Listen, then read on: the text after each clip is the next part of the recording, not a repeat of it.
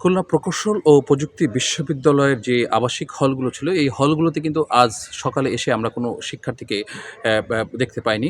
কয়েকটি হলে আমরা ঘুরে দেখেছি যে কিছু হলে কর্তৃপক্ষ তালা ঝুলিয়েছে, আর কয়েকটি হলে আসলে গেট খোলা থাকলেও কোনো শিক্ষার্থী নেই।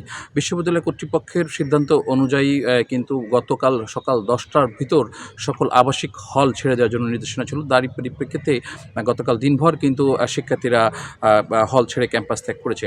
আমরা একটু বলে রাখতে চাই যে গত 18ই ফেব্রুয়ারি কুয়েট বিশ্ববিদ্যালয়ে সাধারণ শিক্ষার্থীদের সাথে বহিরাগতদের সংঘর্ষের ঘটনা ঘটে। বিশ্ববিদ্যালয়ের উপাচার্য উপাচার্য সহ প্রায় শতাধিক শিক্ষার্থী আহত হয় এবং বিশ্ববিদ্যালয়ের নিরাপত্তা দিতে না পারার কারণে কিন্তু আন্দোলনে নামে সাধারণ শিক্ষার্থীরা এবং তারা 6 দফা আন্দোলনে ক্যাম্পাসে আন্দোলন কর্মসূচি পালন করে।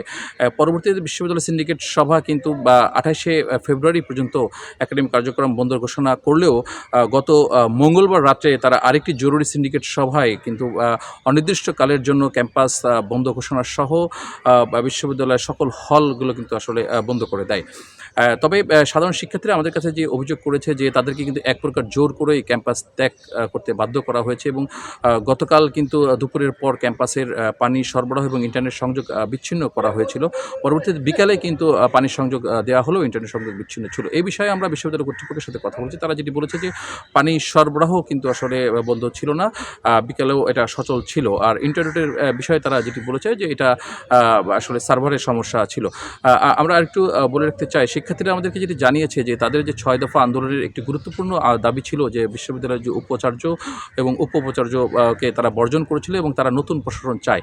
এ বিষয়ে কর্তৃপক্ষ আমাদেরকে যেটি জানিয়েছে যে এই বিষয়টি আসলে তাদের হাতে নেই, এটি আসলে রাষ্ট্রীয় একটি ব্যাপার এবং তারা এটিও জানিয়েছে যে সংঘর্ষের ঘটনায় কিন্তু থানায় মামলা, আটক সহ তদন্ত কমিটি সহ সকল প্রক্রিয়া কিন্তু সম্পন্ন করেছে বিশ্ববিদ্যালয় কর্তৃপক্ষ।